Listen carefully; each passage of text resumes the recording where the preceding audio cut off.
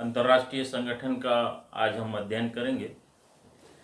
संयुक्त राष्ट्र संघ, जिसकी स्थापना 24 अक्टूबर 1945 को हुई थी और यह अंतर्राष्ट्रीय संस्था है।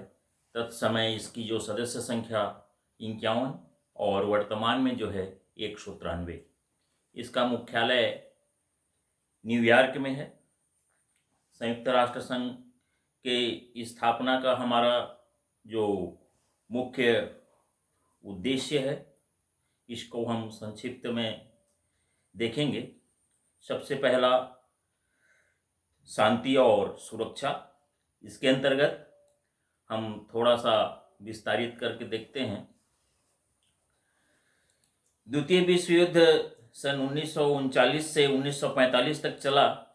इस दौरान होने वाले विध्वंसों से तथा इसके पूर्व प्रथम विश्व युद्ध के विनाश से दुनिया के देश तंग आ चुके थे तथा द्वितीय विश्व युद्ध के दौरान ही ऐसे प्रयास किए जाने लगे थे कि भविष्य में इस प्रकार के युद्धों को रोकने एवं शांति सुरक्षा बनाए रखने की दिशा में कोई सार्थक प्रयास किया जाना चाहिए। और इसी सार्थक प्रयास के अंतर्गत संयुक्त राष्ट्र संघ में हमारा जो अंतर्राष्ट्रीय संगठन के अंतर्गत इसकी स्थापना की गई है।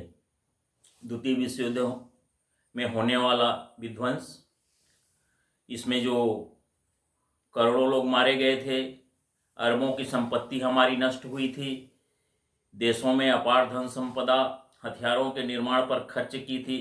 लोग यह सोचने पर मजबूर हो गए कि इसी शक्ति और धन को यदि रचनात्मक कार्यों में खर्च किया जाए तो एक तरफ विध्वंस को रोका जा सकता है और दूसरी तरफ वैज्ञानिक एवं तकनीकी विकास भी हमारे देश में की जा सकती है। तीसरा हमारा जो इसका स्थापना का प्रमुख उद्देश्य है, नाभिकीय जो युद्ध है उसका जो भय। जापान के 2 नगरों पर परमाणु बम का प्रयोग किया गया, जिसके कारण हुए विनाश को पूरी दुनिया ने देखा और यह महसूस किया कि यदि भविष्य में मानवता की रक्षा करनी है तो नाभिकीय युद्ध को रोकना आवश्यक होगा। राष्ट्र संघ की असफलता। अपनी अंतर्निहित कमजोरियों के कारण द्वितीय विश्व युद्ध को रोकने में राष्ट्र संघ जो है असफल रहा है। अतः यह आवश्यकता महसूस की गई कि पुरानी गलतियों को सुधारते हुए भविष्य में युद्धों को रोकने हेतु सामूहिक प्रयास किया जाना चाहिए। सामाजिक एवं आर्थिक विकास का उद्देश्य। विकसित एवं औद्योगिक देशों में उपनिवेशों का लंबे समय में शोषण किया था। इस उपनिवेशों के लोगों की सामाजिक और आर्थिक स्थिति को सुधारने हेतु अंतर्राष्ट्रीय सहयोग की आवश्यकता थी। इस उद्देश्य से संयुक्त राष्ट्र संघ एक श्रेष्ठ मंच के रूप में कार्य कर सकता था। सामूहिक सुरक्षा की भावना। जो नवोदित राष्ट्र हैं, जो छोटे राष्ट्र हैं, संयुक्त राष्ट्र संघ के माध्यम से सुरक्षा उपलब्ध कराकर उन्हें बड़े राष्ट्रों के आक्रमणों से एवं उनके शोषण से, अत्याचार से बचाया जा सकता था। इन्हीं सब उद्देश्यों की पूर्ति हेतु संयुक्त राष्ट्र संघ की स्थापना की गई। इसका हम संक्षिप्त इतिहास देखेंगे। संयुक्त राष्ट्र संघ 24 अक्टूबर 1945 ईस्वी को सभी 51 सदस्य राष्ट्रों की स्वीकृति से संयुक्त राष्ट्र संघ का चार्टर, जिसको हम संविधान कहते हैं, उसको लागू किया गया और एक संगठन के रूप में संयुक्त राष्ट्र संघ का जन्म हुआ। इसका उद्देश्य देखिए।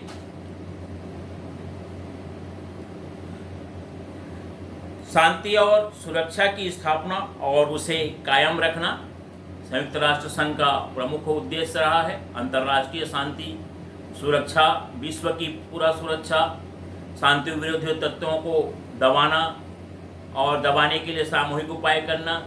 संयुक्त राष्ट्र संघ की चार्टर की धारा 2 में स्पष्ट उल्लेख है कि इसके सभी सदस्य राष्ट्र अपने अंतर्राष्ट्रीय विवादों को शांतिपूर्ण तरीके से सुलझाने को सार्थक कोशिश करेंगे, जिससे अंतर्राष्ट्रीय शांति, सुरक्षा एवं न्याय के समक्ष किसी भी तरह का संकट पैदा न हो।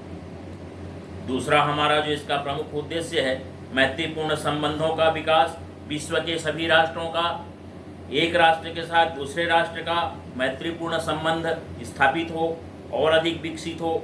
विश्व शांति में जो हमारा मित्रता है वो और सुदृढ़ हो, इसके लिए समुचित व्यवस्था करना, प्रबंध करना, इसकी स्थापना का प्रमुख उद्देश्य है। तीसरा हमारा जो संयुक्त राष्ट्र संघ की स्थापना का उद्देश्य, अंतर्राष्ट्रीय सहयोग। अंतर्राष्ट्रीय सहयोग के अंतर्गत आर्थिक, सामाजिक, सांस्कृतिक तथा मानवतावादी समस्याओं के समाधान के लिए अंतर्राष्ट्रीय सहयोग प्राप्त करना तथा जाति, धर्म, लिंग आदि का भेद किए बिना सबके लिए मानवाधिकारों और मूलभूत अधिकारों एवं स्वतंत्रताओं को विकसित करना इसका प्रमुख उद्देश्य रहा है। संयुक्त राष्ट्र संघ के जो चार्टर हैं, धारा 1 के अनुच्छेद 3 में स्पष्ट लिखा है कि आर्थिक, सामाजिक, सांस्कृतिक तथा मानवीय संभागों से संबंधित अंतर्राष्ट्रीय समस्याओं को सुलझाने में और सभी को मौलिक स्वतंत्रता के प्रति सम्मान की भावना को विकसित करने में संयुक्त राष्ट्र संघ सहयोग करेगा। चौथा हमारा जो इसकी स्थापना का प्रमुख उद्देश्य है, सामंजस्य की स्थापना करना। संयुक्त राष्ट्र संघ के प्रथम जो 3 उद्देश्य हैं उनमें शांति और सुरक्षा की स्थापना, मैत्रीपूर्ण संबंधों का विकास, अंतर्राष्ट्रीय सहयोग की प्राप्ति के लिए इसके विभिन्न सदस्य राष्ट्रों के बीच सामंजस्य होना आवश्यक है। विभिन्न राष्ट्रों एवं राष्ट्र संघ के रूप में एक सौर मंडल बनाया गया जिसके केंद्र में संयुक्त राष्ट्र संघ है और उसके विभिन्न सदस्य राष्ट्र ग्रहों के समान अपना चक्कर काटते हैं। जब भी सदस्य राष्ट्रों में दूरियां बढ़ती हैं तो संयुक्त राष्ट्र संघ फिर से उन्हें मिलाता है, एकजुट करता है, दोनों के संबंधों में मधुरता लाता है।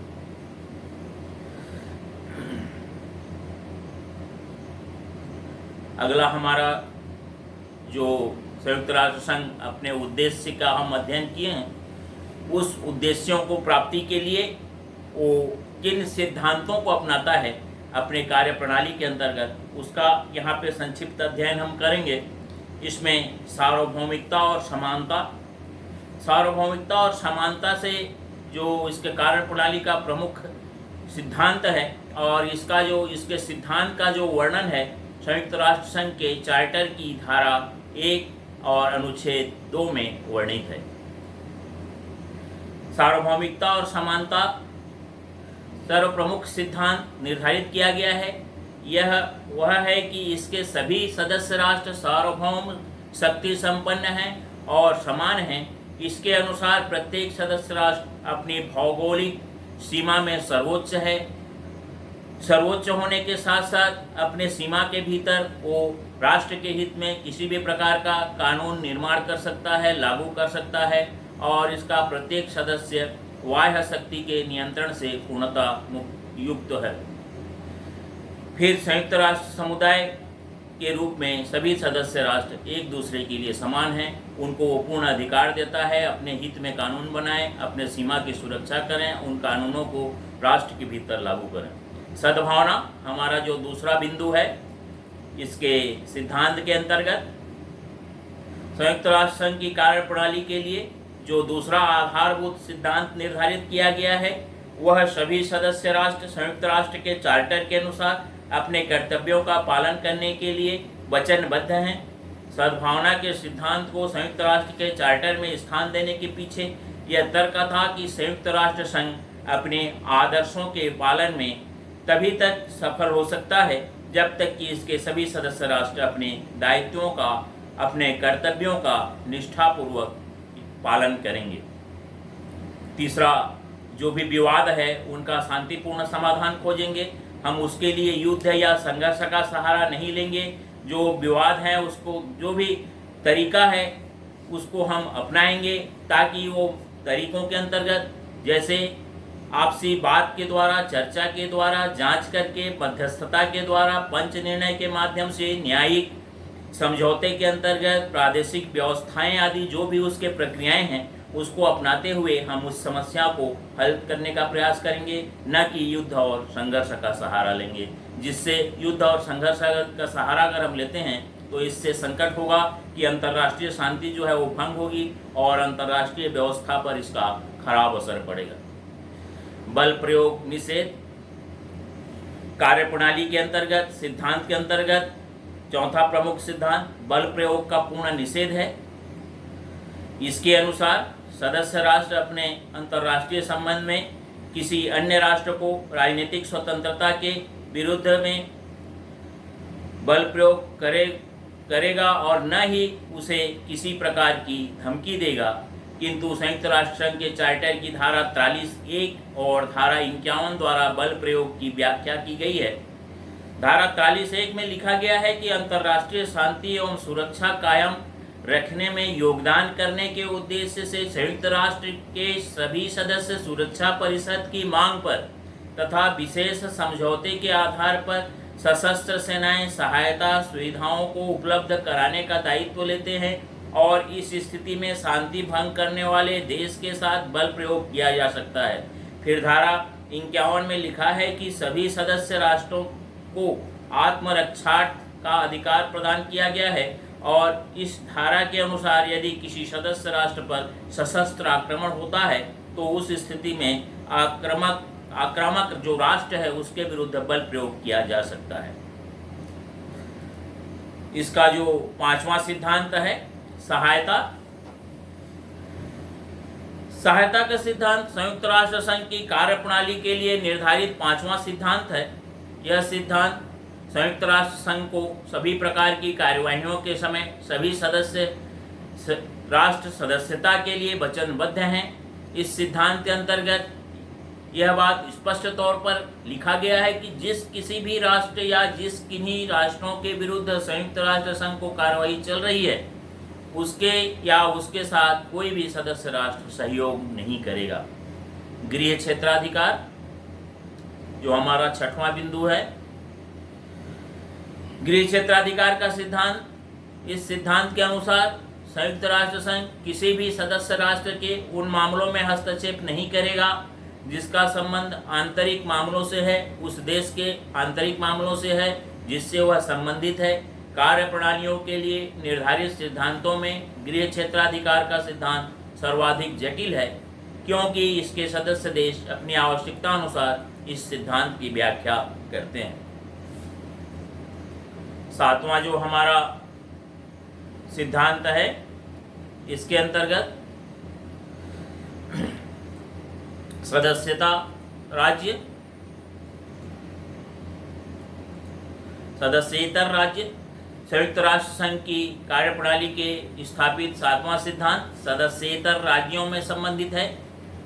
इस सिद्धांत के अनुसार वैसे राष्ट्र को संयुक्त राष्ट्र संघ के जो सदस्य नहीं हैं उनके लिए संयुक्त राष्ट्र संघ यह व्यवस्था करेगा कि वह भी शांति और सुरक्षा की स्थापना के लिए संयुक्त राष्ट्र संघ के चार्टर के अनुसार ही अपना आचरण करे। संयुक्त राष्ट्र संघ की कार्यप्रणाली के लिए निर्धारित सिद्धांतों में यह सिद्धांत बहुत ही अहम और महत्वपूर्ण है। इसके बाद हम संयुक्त राष्ट्र संघ के जो अंग है उनका अध्ययन करेंगे। संयुक्त राष्ट्र संघ के प्रमुख जो अंग हैं उसमें 6 ठो हैं। सबसे पहले हम देखेंगे महासभा। इसके 6 अंगों में देख लेते हैं हम बिंदुवार। महासभा सुरक्षा परिषद, आर्थिक तथा सामाजिक परिषद, न्यास परिषद, अंतर्राष्ट्रीय न्यायालय, संरक्षण परिषद और सचिवालय। सबसे पहले हम अध्ययन करेंगे महासभा का। महासभा संयुक्त राष्ट्र संघ का एकमात्र ऐसा अंग है जिसमें सभी सदस्य राष्ट्रों को अधिकार प्राप्त हैं। इसमें सभी सदस्य राष्ट्रों के 5 प्रतिनिधि होते हैं। महासभा का जो अधिवेशन या बैठक होता है वो वर्ष में कम से कम एक बार होना अनिवार्य है। इसकी जो शक्तियां हैं, महासभा के कार्य एवं शक्तियां हम देखेंगे। विश्व शांति व सुरक्षा से संबंधित कार्य, ताकि विश्व में शांति की व्यवस्था बनी रहे। राष्ट्रों के मध्य विभिन्न प्रकार के जो मसले हैं, किसी भी प्रकार के जो विवादित विचार है या विवादित समस्या है उसका शांतिपूर्ण हल और समझौता हम खोजें और निःशस्त्रीकरण की दिशा में हम प्रयास करें। नियुक्ति संबंधी कार्यों के अंतर्गत हमारा जो महासभा है, अंतर्राष्ट्रीय न्यायालय, सुरक्षा परिषद के सदस्यों, सुरक्षा परिषद के अस्थायी सदस्यों, आर्थिक तथा सामाजिक परिषद और जो अन्य संयुक्त राष्ट्र संघ की नियुक्तियां हैं उसकी वो नियुक्ति करता है।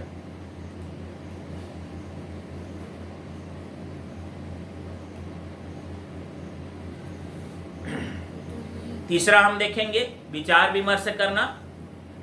तीसरे कार्य के अंतर्गत विचार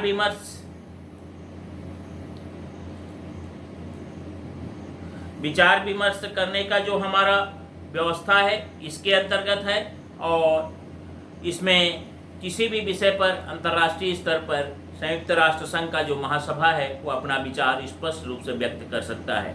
बजट संबंधी कार्य, अंतर्राष्ट्रीय विधि के विकास व नियमबद्धीकरण, मानव अधिकारों तथा मौलिक स्वतंत्रता, आर्थिक, सामाजिक, सांस्कृतिक, शैक्षिक तथा स्वास्थ्य के क्षेत्रों में आवश्यक कदम उठाने के कार्य इसमें आते हैं। चार्टर हमारा जो संविधान है उसमें संशोधन करने की महासभा संयुक्त राष्ट्र संघ के चार्टर में 2/3 के बहुमत के आधार पर संशोधन करने का कार्य भी महासभा करता है।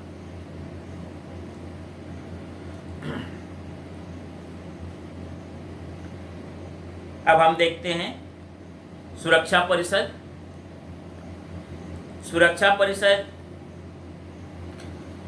की स्थापना विश्व शांति के मुख्य संरक्षक के रूप में की गई है। सुरक्षा परिषद एक छोटी सी संस्था है, संयुक्त राष्ट्र संघ के अंतर्गत संचालित संस्था है, किंतु इसे संयुक्त राष्ट्र संघ की सर्वाधिक शक्तिशाली संस्था के रूप में मान्यता प्राप्त है। संयुक्त राष्ट्र संघ के मूल चार्टर में सुरक्षा परिषद की सदस्य संख्या 11 थी, किंतु बाद में संशोधन कर इसकी सदस्य संख्या को वर्तमान में 15 की गई है। पूर्व में 5 स्थायी सदस्य और 6 स्थायी सदस्य होते थे, किंतु संशोधन के बाद अस्थायी सदस्यों की संख्या 10 कर दी गई है। विश्व को तत्कालीन 5 महाशक्तियों अमेरिका, इंग्लैंड, रूस, फ्रांस और चीन को सुरक्षा परिषद का स्थायी सदस्यता मिली है। सुरक्षा परिषद के अस्थायी सदस्य 2 वर्षों में परिवर्तित होते हैं। सुरक्षा परिषद के अस्थायी सदस्यों में से 5 सदस्य एशिया और अफ्रीका महाद्वीप से, 2 सदस्य दक्षिण अफ्रीका से, 2 सदस्य पश्चिमी यूरोप से तथा 1 सदस्य पूर्वी यूरोप से चुने जाते हैं। सुरक्षा परिषद के प्रत्येक सदस्य को एक मत देने का अधिकार है। इस परिषद में लंबित किसी भी प्रस्ताव पर निर्णय के लिए मतदान होता है और प्रस्ताव की स्वीकृति के लिए कम से कम 15 मतों में से 9 मतों का पक्ष में होना आवश्यक है। कार्यप्रणाली संबंधी मामलों में किसी भी स्थायी या अस्थायी 9 मतों की आवश्यकता होती है, किंतु मौलिक सिद्धांतों के निर्णय में सुरक्षा परिषद के 5 स्थायी सदस्यों के मतों का होना आवश्यक है। सुरक्षा परिषद के स्थायी सदस्यों को वीटो पावर या जिसको हम हिंदी में निषेधाधिकार कहते हैं वो प्राप्त है। इसके अंतर्गत अधिकार का प्रयोग करते हुए कोई भी स्थायी सदस्य किसी भी मामले को अधर में लटका सकते हैं। सुरक्षा परिषद के निर्णयों को मानना सभी सदस्यों के लिए अपरिहार्य एवं अनिवार्य है। भारत को संयुक्त राष्ट्र सुरक्षा परिषद का अस्थायी सदस्य चुना गया है। अक्टूबर 2010 को भारत को संयुक्त राष्ट्र संघ के कुल 192 सदस्यों में से 187 देशों का समर्थन मिला। भारत 1 जनवरी 2011 से अस्थायी सदस्य बन गया है। संयुक्त राष्ट्र संघ के अंतर्गत सुरक्षा परिषद के जो कार्य हैं उनका हम यहाँ पे संक्षेप में उल्लेख करेंगे। चार्टर की धारा 33 से 38 तक की धाराएं अंतर्राष्ट्रीय झगड़ों के शांतिपूर्ण निपटारे के संबंध में, 39 से 51 तक की धाराएं शांति और संकट को डालने में, भंग करने और आक्रमण को रोकने की कार्यवाही के बाद विस्तार से वर्णन करती है। संक्षेप में सुरक्षा परिषद के जो कार्य हैं उसके अंतर्गत हम देखेंगे। सबसे पहला अंतर्राष्ट्रीय शांति संबंधी कार्य। इसका प्रमुख कार्य है विश्व में कहीं पर भी शांति भंग न हो, किसी देश के साथ किसी भी स्थिति में किसी प्रकार का विवाद न हो, सुरक्षा परिषद इस निर्णय पर पहुंचती है कि किसी परिस्थिति में विश्व शांति और सुरक्षा को खतरा उत्पन्न। सुरक्षा परिषद का हमारा दूसरा कार्य है यूएनओ की सदस्य संबंधी कार्य। इसके अंतर्गत सुरक्षा परिषद सदस्यता प्रदान करने से संबंधित समिति की राय पर स्वयं उस देश की सदस्यता की पात्रता पर विचार करेगा जिसमें बहुत ही विशिष्ट परिस्थितियों में संतुष्ट होकर महासभा के पास अपनी सिफारिश भेज देगी। नियुक्ति संबंधी कार्य, इसके अंतर्गत संयुक्त राष्ट्र संघ के महासचिव की नियुक्ति, न्यायाधीशों की नियुक्ति में वो भाग लेगा। विवादित राज्यों का किसी प्रकार का विवादित विषय है तो उनके परामर्श में जो वोटिंग होगा उसमें भी वो भाग लेगा। पर्यवेक्षणात्मक कार्य को संपन्न करेगा और चार्टर में अगर संशोधन का विषय वस्तु है तो उसमें भी वो अपने कार्यों को, अपनी भूमिका को निभाएगा। आर्थिक तथा सामाजिक परिषद हमारा जो तीसरा प्रमुख है, इसका जो प्रमुख कार्य है संघ के अधीन कार्य करने वाले सभी संस्थाओं में आपस में सामंजस्य स्थापित करने तथा संस्थाओं में परामर्श करना, सदस्य राष्ट्रों को आर्थिक सहायता प्रदान करना तथा तकनीकी सलाह देना, अंतर्राष्ट्रीय क्षेत्र में स्वतंत्रता, समानता, शिक्षा तथा सांस्कृतिक सहयोग बढ़ाने का प्रयास करना, साधारण सभा, सुरक्षा परिषद एवं न्यास परिषद की प्रार्थना पर वह परिषद उन्हें सहायता एवं संबंधित सूचना देगा। विभिन्न देशों के आर्थिक सामाजिक स्तर को ऊंचा उठाने के लिए उनकी समस्याओं का अध्ययन करना तथा उनके रिपोर्ट तैयार करना, अपनी कार्य प्रणाली और नियम को स्वयं बनाकर स्वयं क्रियान्वित करना, अपने कार्य क्षेत्र के भीतर किसी भी समय अंतर्राष्ट्रीय सम्मेलन बुलाने का अधिकार भी इसके पास है। मानव अधिकार एवं मौलिक स्वतंत्रता की रक्षार्थ सम्मान रखते हुए इनके विकास और प्रसार के लिए कार्य करना, इस उद्देश्य की पूर्ति के लिए यह परिषद विभिन्न समिति एवं विभिन्न प्रकार के आयोगों का गठन कर सकता है। चौथा हमारा जो संयुक्त राष्ट्र संघ का प्रमुख अंग है उसके अंतर्गत न्यास परिषद, जिसको हम ट्रस्टीशिप कहते हैं। न्यास परिषद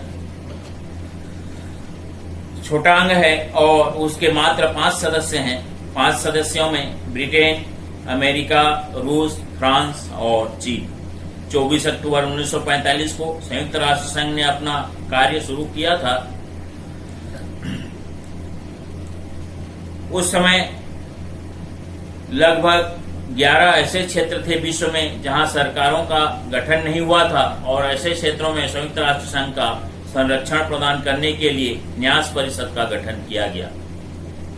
इसका जो उद्देश्य है, न्यास परिषद का जो प्रमुख उद्देश्य है, अंतर्राष्ट्रीय शांति और सुरक्षा में वृद्धि और सहयोग करना, न्यास क्षेत्र के लोगों को राजनीतिक, सामाजिक, आर्थिक एवं शैक्षणिक दृष्टि से विकसित करना तथा उन्हें स्वशासन एवं स्वतंत्रता के प्रति जागरूक उत्पन्न करना न्यास परिषद का मुख्य उद्देश्य है। इसका जो प्रमुख कार्य है, संरक्षित क्षेत्रों का निरीक्षण करके यह पता लगाती है कि संरक्षक राष्ट्र न्यास पद्धति से शासन कर रहे हैं अथवा नहीं कर रहे हैं। संरक्षक राष्ट्र से यह वार्षिक रिपोर्ट मांगती है तथा संरक्षण प्राप्त प्रदेशों की जनता की शिकायतें सुनकर उन पर निराकरण करने का भी वो प्रयास करती है। 5वां हमारा अंतर्राष्ट्रीय न्यायालय। अंतर्राष्ट्रीय न्यायालय संयुक्त राष्ट्र संघ का प्रमुख न्यायिक अंग है। इसका मुख्यालय नीदरलैंड के हैग नगर में है। इस न्यायालय में 15 न्यायाधीश होते हैं और उनका चुनाव सुरक्षा परिषद तथा महासभा में अलग अलग किए गए मतदान के द्वारा होता है। न्यायाधीशों का चुनाव राष्ट्रीयता के आधार पर न होकर योग्यता के आधार पर करने का व्यवस्था चार्टर में किया गया है। प्रत्येक न्यायाधीश का कार्यकाल 9 वर्ष का होता है और 1/3 न्यायाधीश 3 वर्षों में पदमुक्त होते हैं।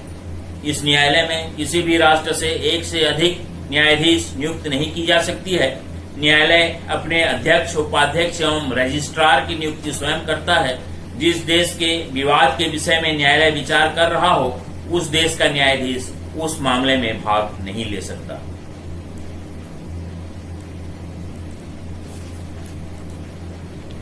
इसको हमारा जो अंतर्राष्ट्रीय न्यायालय है इसके क्षेत्राधिकार में ऐच्छिक अधिकार और अनिवार्य क्षेत्राधिकार, दो प्रकार के इसको अधिकार हैं, और दूसरा जो है परामर्शदायी क्षेत्राधिकार, ये तीन इसके अधिकार दिए गए हैं। छठवां हमारा सचिवालय है।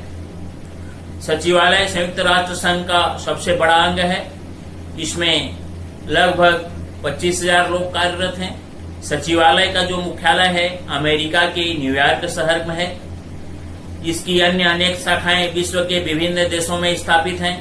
सचिवालय का प्रधान जो होता है उसका अध्यक्ष होता है, जिसको हम महासचिव के नाम से जानते हैं।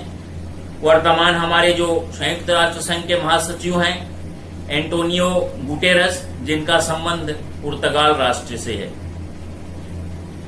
संयुक्त राष्ट्र संघ का वो सर्वोच्च पदाधिकारी अर्थात महासचिव होता है। सचिवालय के कार्य देखिए, संयुक्त राष्ट्र संघ के विभिन्न अंगों, अभिकरण, एजेंसियों द्वारा लिए गए निर्णयों का कार्यान्वित करना, उनको लागू कराना, कार्य के रूप में उनको लागू करवाना, संयुक्त राष्ट्र संघ की विभिन्न समितियों की बैठकों का जो भी बैठक आयोजित होगी उसको आयोजन करना, व्यवस्था करना उसके आयोजन की, सुरक्षा परिषद को विभिन्न जानकारी सूचनाएं उपलब्ध कराना, महासभा के निर्णयों का रिकॉर्ड रखना और आवश्यकता पड़ने पर उसे महासभा के सामने प्रस्तुत करना। सचिवालय संयुक्त राष्ट्र के प्रतिदिन के सभी कार्यवाहियों को स्थायी रूप से वो रिकॉर्ड के रूप में सुरक्षित रखता है, विभिन्न अंगों द्वारा निर्धारित कार्यक्रमों और नीतियों को लागू करता है। यह सभी मुद्दों एवं सूचनाओं का रिकॉर्ड भी रखता है।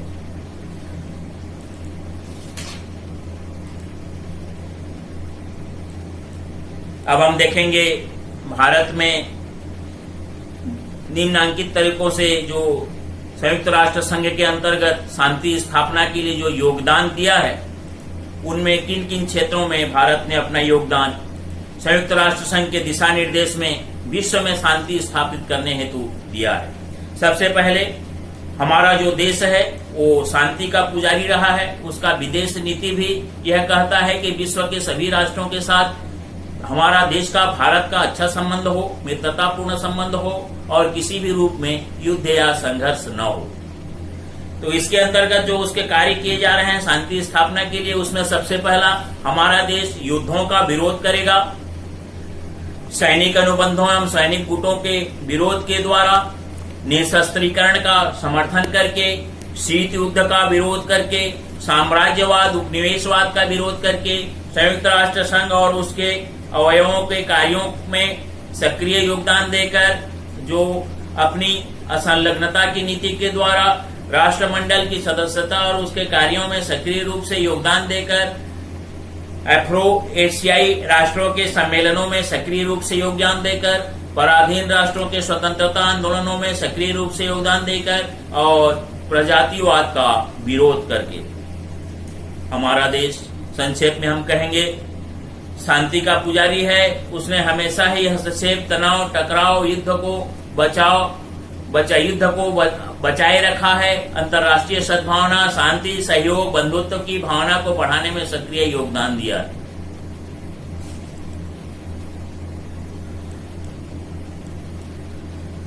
संयुक्त राष्ट्र संघ के महासचिवों का हम संक्षिप्त विवरण देखेंगे। जब से हमारा संयुक्त राष्ट्र का स्थापना हुआ तब से लेकर आज तक का, सबसे पहले जिनका कार्यकाल रहा 1946 से 1953 तक, ट्रिग्वी ली, जिनका संबंध नॉर्वे देश से था। उसके बाद 1953 से 1961 तक स्वीडन देश के हमारे डैग हैमरशोल्ड रहे। तीसरे में हमारे भूटान, म्यांमार, वर्मा देश से जो जिनका संबंध है 1961 से 1971 तक महासचिव रहे। कुर्ट वाल्डाइम, ऑस्ट्रिया, 1972 से 1981। जेवियर पेरे दे कोया, पेरू, 1982 से 1981। बुतरस घाली, मिस्र, 1992 से 1996। कोफी अन्नान, घाना, 1996 से 2006। वांग की मून, दक्षिण कोरिया, 2007 से। और वर्तमान में हमारे जो हैं श्री एंटोनियो गुटेरस पुर्तगाल से। ये वर्तमान तक का हमारे महासचिवों का जो संक्षिप्त स्थापना इतिहास है। इसके बाद हम देखेंगे संयुक्त राष्ट्र संघ के जो विशिष्ट अभिकरण हैं, इनका हम संक्षिप्त अध्ययन कर लेते हैं। इसमें सबसे पहला हमारा आता है विश्व स्वास्थ्य संगठन, वर्ल्ड हेल्थ ऑर्गेनाइजेशन, जिसको हम विश्व स्वास्थ्य संगठन के नाम से जानते हैं। इसकी स्थापना 19 जून 1946 को हुई थी। इसकी स्थापना के लिए संयुक्त राष्ट्र संघ की आर्थिक सामाजिक परिषद द्वारा न्यूयॉर्क में एक सम्मेलन आयोजित किया गया था। इस संगठन की विधिवत रचना 7 अप्रैल 1948 को हुई। यही कारण है कि विश्व में 7 अप्रैल को प्रतिवर्ष विश्व स्वास्थ्य दिवस के रूप में मनाया जाता है।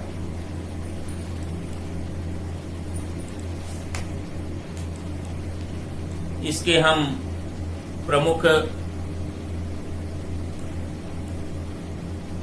कार्यों के अंतर्गत देखेंगे। इसकी स्थापना के प्रमुख कार्यों में स्वास्थ्य संबंधी विश्व के जो महामारियां हैं उनसे मुक्ति दिलाना, जो महामारियां हैं उनको नाम देना, विश्व के औषधियों का मानक स्तर की जांच करना, बीमारियों के नामों का निर्धारण, निदान, मातृ कल्याण, बाल कल्याण के कार्यों को प्रोत्साहन, स्वास्थ्य के क्षेत्र में प्रशासनात्मक सामाजिक गतिविधियों का अध्ययन, स्वास्थ्य और चिकित्सा संबंधी व्यवसायों के लिए उत्तर शिक्षा और प्रशिक्षण को प्रोत्साहन, स्वास्थ्य संबंधी विषयों पर जनमत के विकास में सहायता, अंतर्राष्ट्रीय स्वास्थ्य संबंधी कार्यों को संचालित करने और समन्वित करने वाले संस्था के रूप में कार्य करना, खाद्य पदार्थों, दवाओं, अन्य वस्तुओं के जो संबंध हैं उसके अंतर्गत उसकी जांच करना और प्रामाणिकता को निर्धारित करना, स्वास्थ्य के क्षेत्र में विशिष्ट अभिकरण तथा स्वास्थ्य संबंधी विभिन्न समस्याओं में प्रभावशाली सहयोग स्थापित करना, सरकार के अनुरोध पर उसकी स्वास्थ्य सेवाओं की सबको और अधिक शक्तिशाली और मजबूत बनाने में सहायता करना, महामारी बीमारियों के उन्मूलन के लिए कार्यक्रमों को प्रोत्साहित करना, स्वास्थ्य के क्षेत्र में अनुसंधान को, रिसर्च को, खोज को, नई रिसर्च को प्रोत्साहित करना, अन्य विशेष अभिकरणों के साथ सहयोग करते हुए आकस्मिक चोटों को रोकने का प्रयास करना, सरकार के अनुरोध पर अन्य स्वास्थ्य संबंधी जो कार्य हैं उसको भी वो करेगा। इसके बाद हम देखेंगे दूसरा हमारा यूनेस्को, संयुक्त राष्ट्र शैक्षिक, वैज्ञानिक एवं सांस्कृतिक संगठन।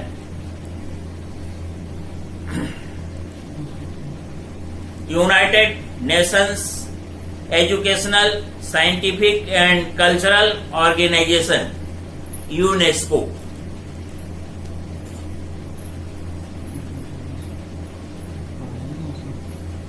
यूनेस्को की जो स्थापना 4 नवंबर 1946 और इसकी स्थापना के समय इसका जो मुख्य उद्देश्य है बुद्धिजीवियों को भौतिक स्थिति में सुधार करना, दुनिया भर के शिक्षकों, कलाकारों, वैज्ञानिकों, लेखकों तथा अन्य बुद्धिजीवियों के मध्य अंतर्राष्ट्रीय संबंध एवं संपर्क स्थापित करना, बुद्धिजीवियों के सहयोग तथा संपर्क से विश्व शांति को मजबूत करना इसके प्रमुख उद्देश्य हैं।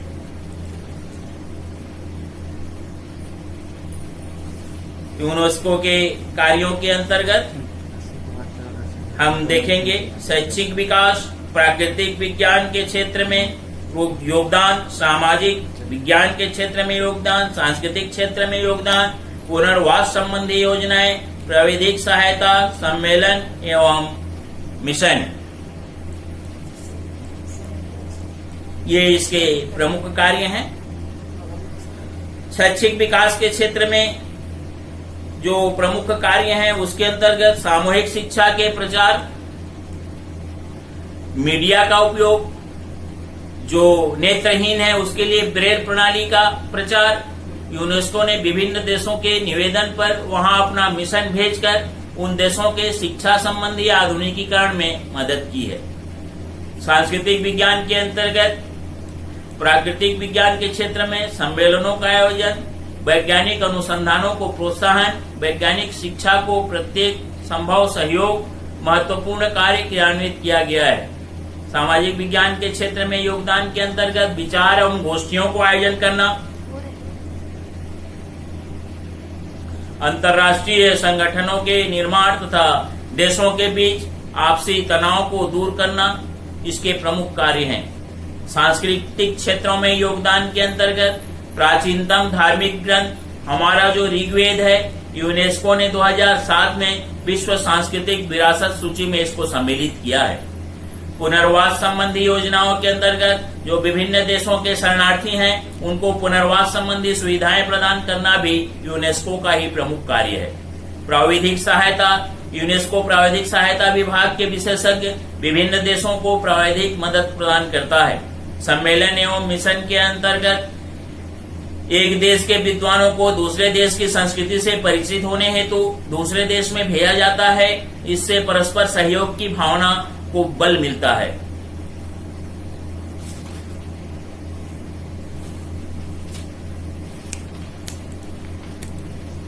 इसके बाद हम देखेंगे डक्चेस, सार्क जिसको हम कहते हैं।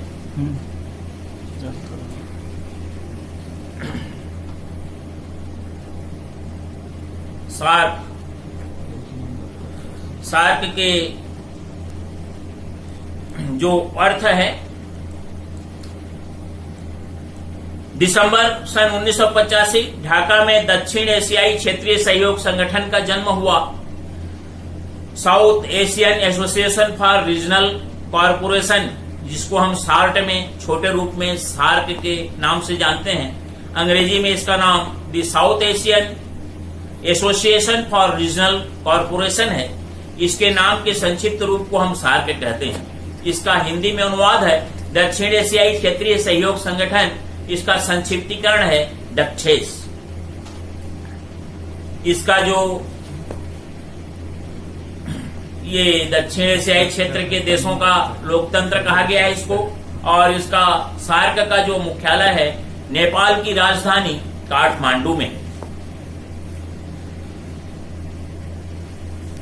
सार्क के जो 7 सदस्य हैं उनमें भारत, पाकिस्तान, श्रीलंका, नेपाल, बांग्लादेश, भूटान।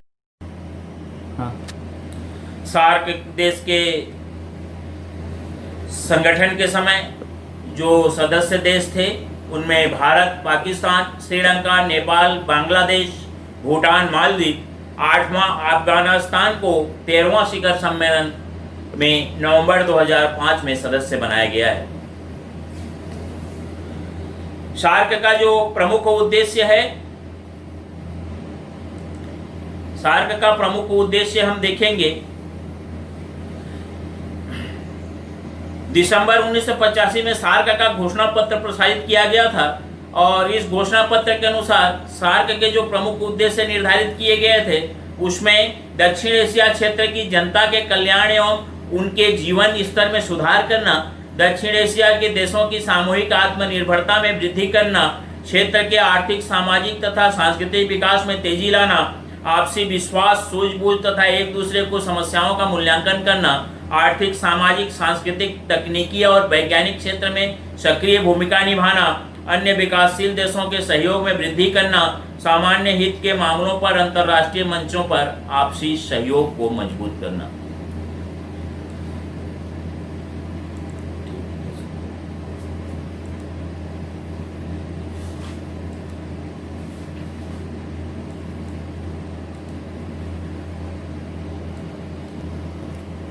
डक्चेस के निर्माण में भारत की भूमिका उल्लेखनीय रही है।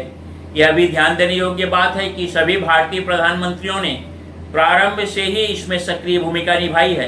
भारत इसे सामूहिक आत्मनिर्भरता के लक्ष्य को प्राप्त करने के लिए और सामाजिक आर्थिक विकास के लिए महत्वपूर्ण साधन के रूप में देखता है और उसका यह पक्का विश्वास है कि आर्थिक दृष्टि से महत्वपूर्ण अन्य क्षेत्रों को डक्चेस की परिधि में लाया जाना चाहिए, जिससे आम आदमी तक डक्चेस का लाभ जो है सभी राष्ट्रों के आम नागरिकों तक पहुंच सके। चौथा जो है हमारे विश्व सरकार की अवधारणा। विश्व सरकार की रूपरेखा का वर्णन करते हुए बर्ट्रैंड रसेल ने अपनी पुस्तक में क्या मानव का भविष्य है में लिखा है, और उन्होंने विश्व सरकार की जो विशेषताएं बताई हैं उसमें विश्व सरकार एक कार्यपालिका तथा व्यवस्थापिका होगी। व्यवस्थापिका का स्वरूप संघात्मक होगा। युद्ध एवं शांति के अलावा अन्य सभी प्रश्नों पर राष्ट्रों को स्वतंत्रता होगी। संघ की कार्यपालिका का अधिकार विश्व की सुरक्षा व्यवस्था का निर्धारण करना होगा। आवश्यकता पड़ने पर वह अपराधी देशों को दंडित भी कर सकेगा।